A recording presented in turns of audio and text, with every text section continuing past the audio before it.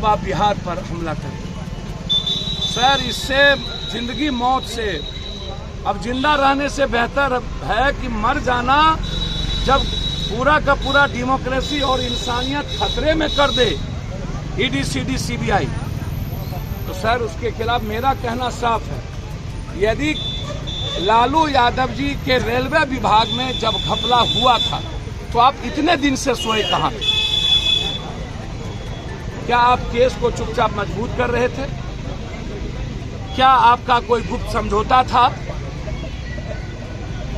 आज लगातार कभी भोला यादव, कभी उनके राबड़ी देवी जी के पीए के यहाँ, लगातार मुबोला भाई सुनील सिंह के यहाँ, मेडिकल कॉलेज के यहाँ, भैया जी के यहाँ, दोनों मेडिकल कॉलेज, कई सारे एक्स एमएलसी, कई सारे विधायक, कई सारे भैया, आपके तरीका पर मेरा सवाल है कि आज क्यों? मेरा ये सवाल, इतने वक्त आप कहां थे? मेरा ये सवाल है। आप अपने तरीके से इस्तेमाल कैसे कर सकते हैं सीबीआई, ईडी और सब कुछ का? क्या अब कोई आवाज, कोई लोकतंत्र नहीं बचेगा? क्या किसी को हिंदुस्तान में जनता के द्वारा चुनने का अधिकार खत्म हो गया? अब अदानी जी, अंबानी जी के पैसे और सीबीआई, ईडी तय करेगा कि सत्ता में कौन बैठेंगे? गरीब आदमी, अब मिडिल क्लास के लोग अब जिंदगी नहीं जी सकता।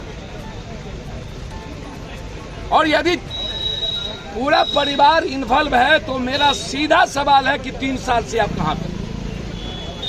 3 साल से आपने 2 केस में आपकी ईडी ने उनको छोड़ दिया, माफ किया, और कभी भी आपने चार्जशीट नहीं की।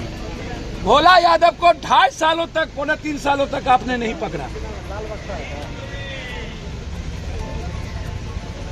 जो लोग बालू या जो पैसे हैं, आपको पता है कि कोई जमीन लिया है, तो मेरा रिक्वेस्ट है कि भोला यादव जी को आपने टॉर्चर किया, पैजामा कुर्ता पहन के बना के भोला यादव के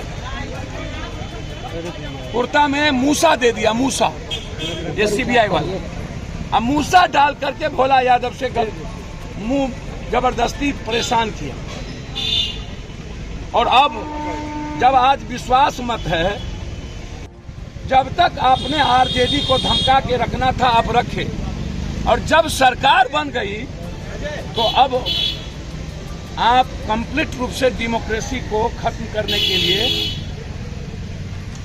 आप इंस्ट्रूमेंट इस्तेमाल कर रहे हैं। आप जो बेईमान है, जो चोर है, आप उसको जेल भेजिए, मेरा उस पर कोई आपत्ति नहीं। तो क्या विपक्ष में ही बेईमान चोर है? सत्ता पक्ष में सब दूध के धुले हैं।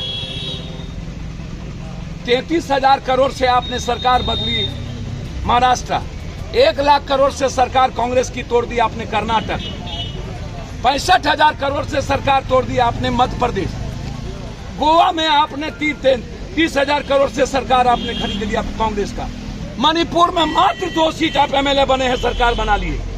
क्या ये डेमोक्रेसी है? आप इतने दिनों से कहां थे?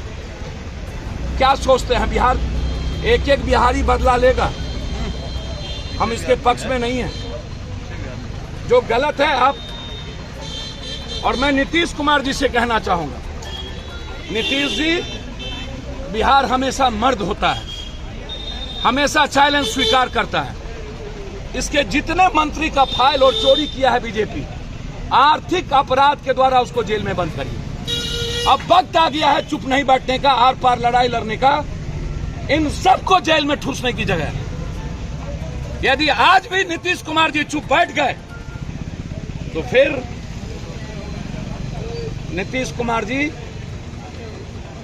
आपकी सरकार को और आपके लोगों को कभी बिहार की जनता माफ नहीं करेगी। आप हिम्मत दिखाइए, और जितने लोग जल नल योजना से सारी योजना में पैसा घोटाला किया है, बिहार के मंत्री एमएलए पर आर्थिक अपराध बैठा करके, यदि आज बिना पुलिस के वो रेड कर रहा है सीआरपी के बदौलत, और एक भी बिहार पुलिस नहीं, सबको अलग कर दिया गया, तो आप भी बिहार पुलिस और बीएमपी के द्वारा इन चोरों के घर पर रेड करके इनको जेल में ठूसिए।